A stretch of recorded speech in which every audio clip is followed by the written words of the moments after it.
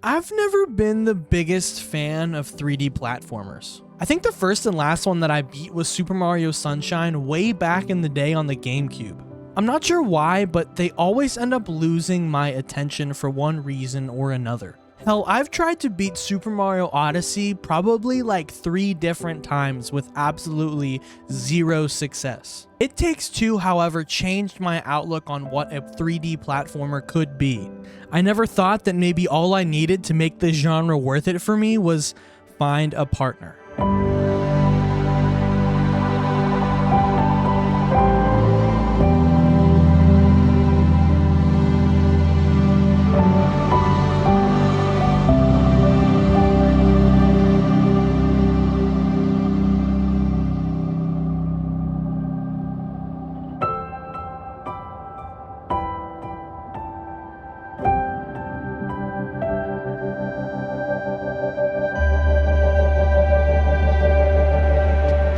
I have been waiting years to play It Takes Two, and I finally convinced someone to play it with me, my beautiful girlfriend Carly. Most of you watching these videos probably don't know this, but as I play games and make the content for these videos, Carly's actually usually sitting next to me as I script my videos, play the games, and do all of the fun stuff. I'll add a little clip of her laying on the bed because she's laying on the bed right now, and so, yeah. Say hello. Hello. I am so excited to announce that she will actually be helping me make this video. Carly will have her own little section of this video towards the end where she can talk through her own thoughts and feelings, but I was just so excited that I was able to experience this game with not only someone that I enjoy playing games with, but someone who was sitting right next to me. Whether it was the actual journey or beating each other up and winning a mini game, It Takes Two was such an amazing experience for us, and every game after it has felt a little bit bland to say the least. This review will have spoilers as per usual, but we'll be talking more about the experience of playing It Takes Two and not so much the story. The story was only a backdrop for the journey I got to take with Carly and the fun we had while playing the game. I hope you're excited because this game is a blast. Let's talk about It Takes Two. Let me start this off by saying I absolutely love It Takes Two. Carly and I have been trying to fill the void since beating the game, and honestly, nothing can quite fill the space that It Takes Two left. Unlike my last big review of Jedi Survivor, this review will be a lot less focused on the narrative of the story and more about my experience while playing it. I really want to break down some of my favorite worlds and the power-ups we get to while playing. This game is all about connecting with your partner and working together to get to the end of the story. I think this game has an incredible message, and it's such a wonderful example on why video games can be a beautiful medium for storytelling. I know I said I wouldn't make this video about the narrative in the same way as Jedi Survivor, but it's hard to tackle this video without laying the groundwork of the story since it's so intertwined with the gameplay. So, let's talk about it. It Takes Two opens on you and your partner picking the characters you want to play as. I chose the dad and Carly chose the mom for our playthrough, and we were off. Kind of. Before you get the chance to actually play, this game has to lay the groundwork for the story. The game introduces us to our main characters, May, Cody, and their daughter, Rose. It comes out swinging when we find out that they want to get a divorce, and obviously Rose blames herself. Rose makes a wish upon a self-help book called The Book of Love, and after she cries, both May and Cody turn into little dolls. They're both understandably confused at this point, and this is where we are introduced to our final recurring character, Dr. Hakim. Why are you smiling like that? The only way May and Cody can return to normal is if they learn to not only love themselves again, but also fall back in love with each other. This is a much longer story than I imagined going into it, and it's kind of split into 2 different sections, at least that's how I've split them up in my head. The first part of the game is where we are exploring the real world. This includes Cody's garden, the shed where May keeps her tools, and Rose's bedroom where this final mid-game climax ends. The second part of the game is more about the memories and exploring some of those things. We get to have a whole mission in a cuckoo clock, a mission based in a snow globe, and even holding a concert in the attic with some glow sticks. The amount of different areas to explore and fun mini games that dot the map as you traverse them is so incredible. Carly and I had so much fun with the different power-ups too we got throughout the story. Some of them, like the rope, stay around forever, but Others, like the nail and the hammer, my personal favorite power-up, are only there for one world. Don't get me wrong, for the most part this game gives May the superior power-ups, not the nail though. The nail is the best and Cody gets the nail, so I think Cody wins. Getting back to the story of this game, we get to spend the first half exploring the places that May and Cody have abandoned over the years. We end up fixing them up and coming to terms with what they have lost. This includes things like their relationship with each other, as well as the things that they used to spend some of their personal time on that they now no longer can do. Before May and Cody leave the starting area, they come to the decision that they have to make Rose cry directly on top of them to make them turn back to normal. If it was tears that changed them into dolls, then it has to be tears that change them back, right? Dr. Hakim says otherwise, but at this point neither May or Cody want to listen to the talking book, so off we go to find Rose. This first section of the game feels less puzzle based and more gameplay based, or combat based or combat centric. You also get power-ups that complement each other for not only combat like in the boss fights, but also in traversal throughout the world. Break away from the script for a second just to say that there are different power-ups that I love, but they normally complement each other to such a fine degree that without the other person, you basically can't do anything in this game. Like in the garden world, Cody has the power of this whip, and May has the power of watering, I believe. I think it was watering. I don't really remember. I could probably look it up, but I'm not going to. And so to get past some of these parts in the game, Cody has to whip open the flowers, and then May has to spray the flower, and all of these things.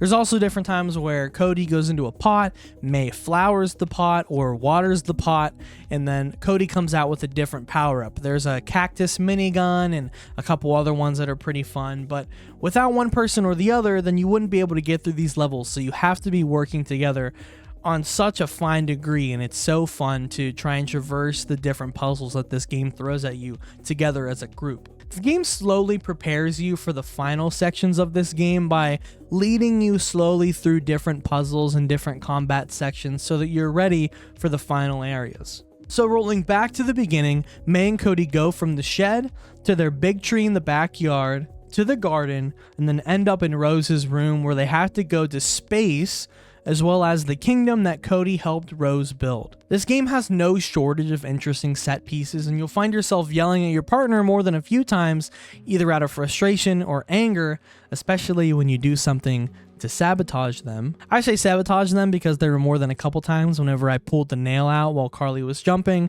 That's what I think of specifically, but there are multiple times whenever we would pull something out from the other person and then they would die, and then we'd have to restart something and somebody would laugh and the other person would get mad, but it's all out of fun.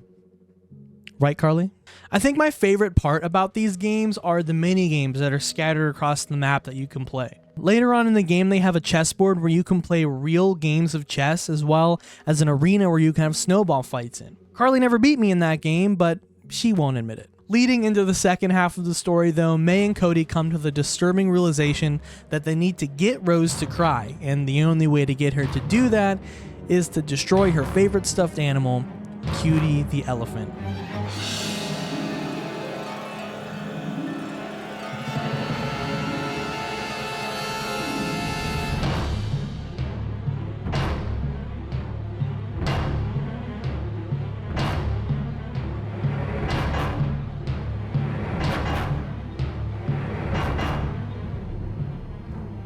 This scene is kind of brutal, and neither Carly or I wanted to rip this elephant to pieces, but it was also the first time the parents really started to work together and to get on the same page, so it's kind of a mixed bag. When the deed is finally done and they realize that this isn't the way to turn back to normal, Dr. Hakim comes back and takes May and Cody to couples therapy. Going through their old memories and being reminded on why they love each other so much is incredibly sweet. At the end of each world in this second part, you can feel the tension being lifted, and they even talk about their life together like it may have a future, which is a far cry from the beginning of this game.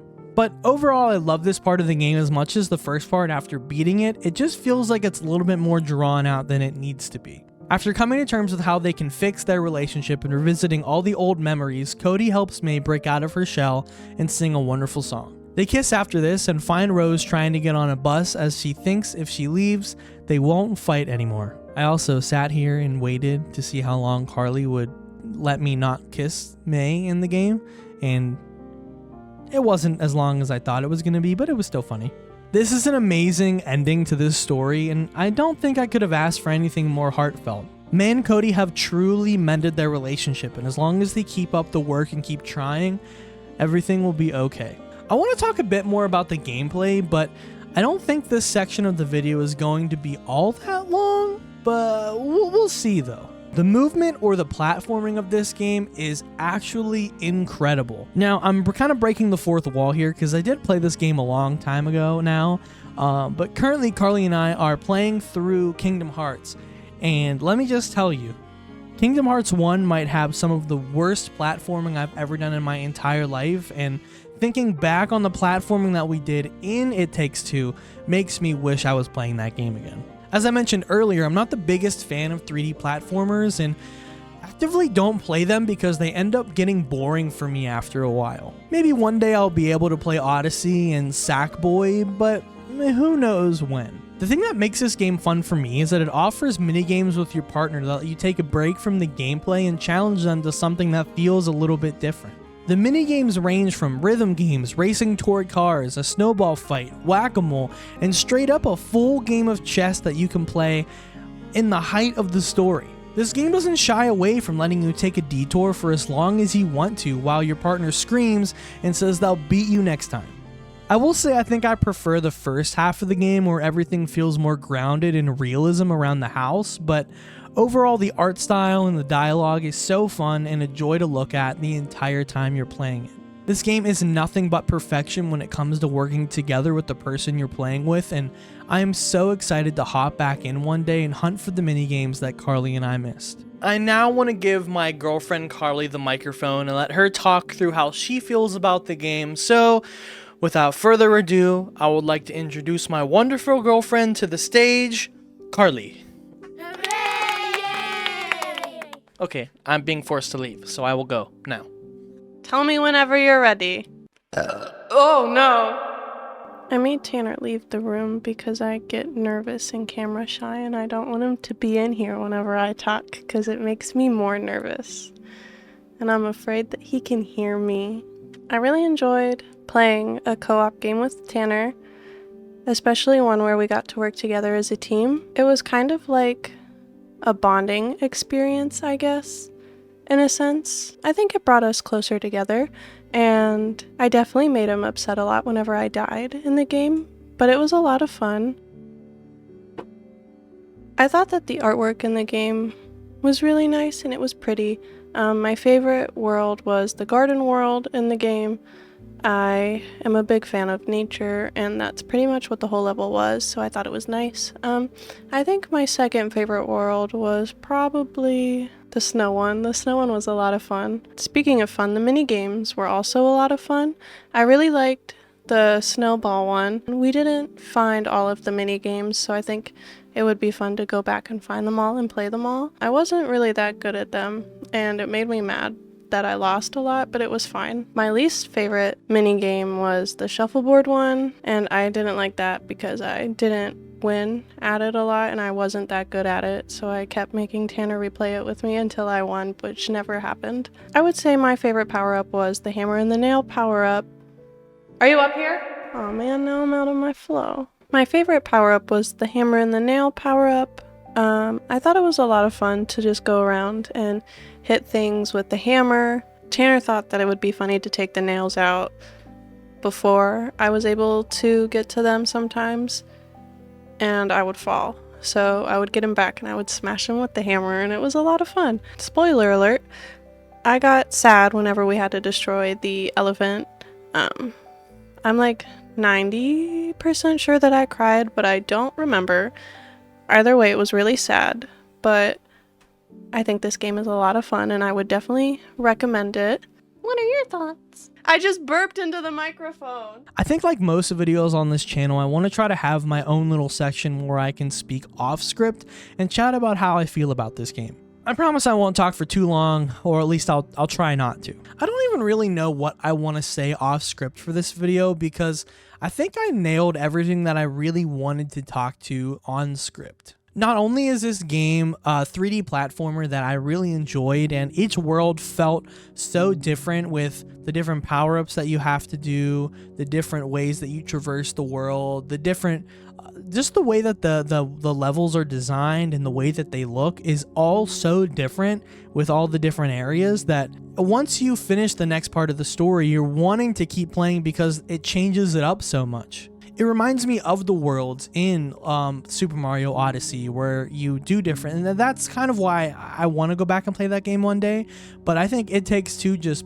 makes it a whole new level because you're forced to interact and play with someone else. You physically can't play this game without another person, whereas if something like Super Mario Odyssey, if I wanted to play that with Carly, she would just be flying around as Cappy. But in this game, where she gets to play as May, she has her own power-ups, her own things she has to do, and it makes it so fun to cooperatively go through a level, especially in a genre of video game that I don't love.